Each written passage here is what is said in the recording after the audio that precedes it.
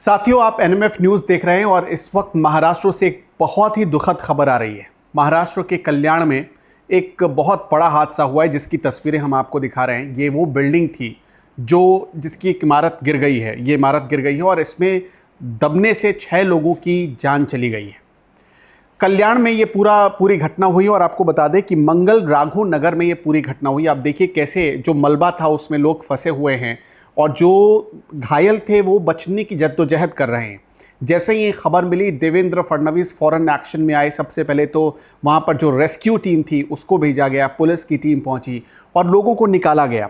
बताया जा रहा है कि ये 35 साल पुरानी इमारत सप्तशृंगी का स्लैब गिरने से ये हादसा हुआ था, जिसमें 6 लोगों की मौत हो गई है और 6 लोग इसमें घायल बताए जा रहे हैं। फायर ब्रिगेड की टीम और TDRF इस हादसे में जो घायल थे उनको बचाने में जुटी रही।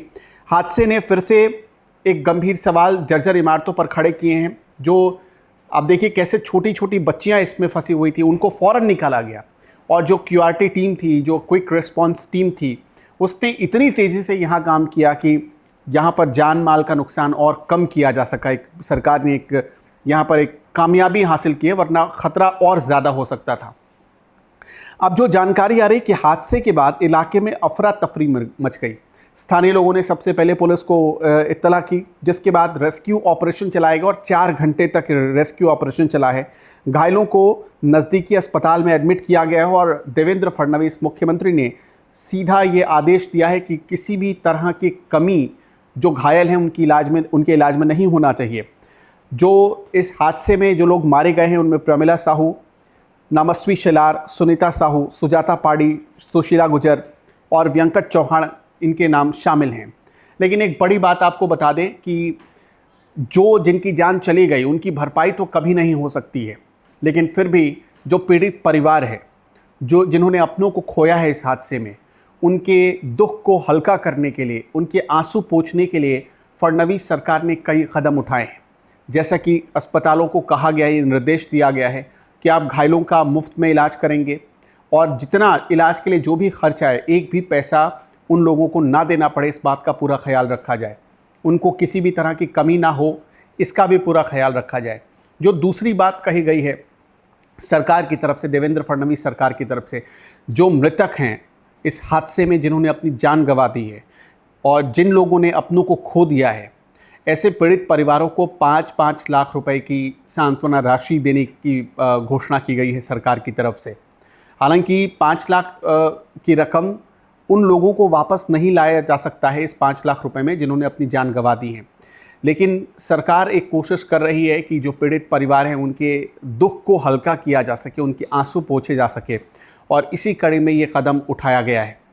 देवेंद्र फडणवीस एक तरफ आपने देखा होगा कि लगातार अभी बैंकों के साथ मीटिंग कर रहे थे और बैंकों के साथ मीटिंग में उन्होंने इस बात पर जोर दिया था कि किसानों को मिलने वाले लोन सही समय पर मिल जाएं, बिना सिविल चेक करे मिले, और जो गरीब लोग हैं उनको जो आवास के लिए लोन मिलता है वो भी उनको मिलता रहे।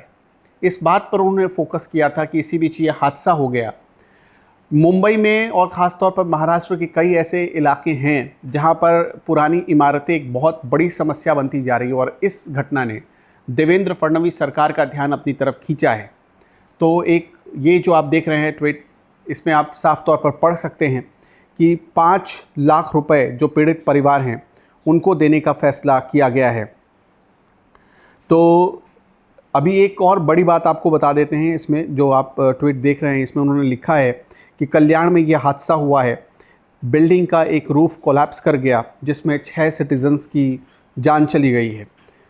उन्होंने कहा है कि 5 लोग इसमें घायल हैं और 5 लाख रुपए जिन्होंने अपनी जान गंवाई है उन परिवारों को 5 लाख रुपए सरकार की तरफ से सहायता राशि के तौर पर दिए जाएंगे। फडणवीस सरकार हमेशा गरीबों के आंसू पोंछने की तरफ या उस दिशा में काम करती रहती है और इसी कड़ी में ये भी एक अचानक ये जो घटना हुई है, हादसा हुआ है, उस पर उन परिवारों के लिए, उन परिवारों के गम के माहौल में वो उनके साथ खड़ी है। सरकार ने ये संदेश देने की कोशिश की। ये देखिए, ये इमारत जिसका एक स्लैब गिरा, जिसका एक पिलर गिरा और उसके बाद ये सारी घटना हुई है जिसमें 6 लोगों को अपनी जान गंवानी पड़ी है। खैर, फडणवीस सरकार यही कोशिश कर रही है कि जो घायल हैं कम से कम उनको जल्द से जल्द ठीक करके उनके घर भेजा जाए और उनकी जेब से एक भी पैसा इलाज में ना लगे, ये कोशिश की जा रही है। खैर, इस हादसे को तो किसी भी तरह से कम करके आंका नहीं जा सकता, क्योंकि 6 परिवारों ने अपनों को खो दिया है।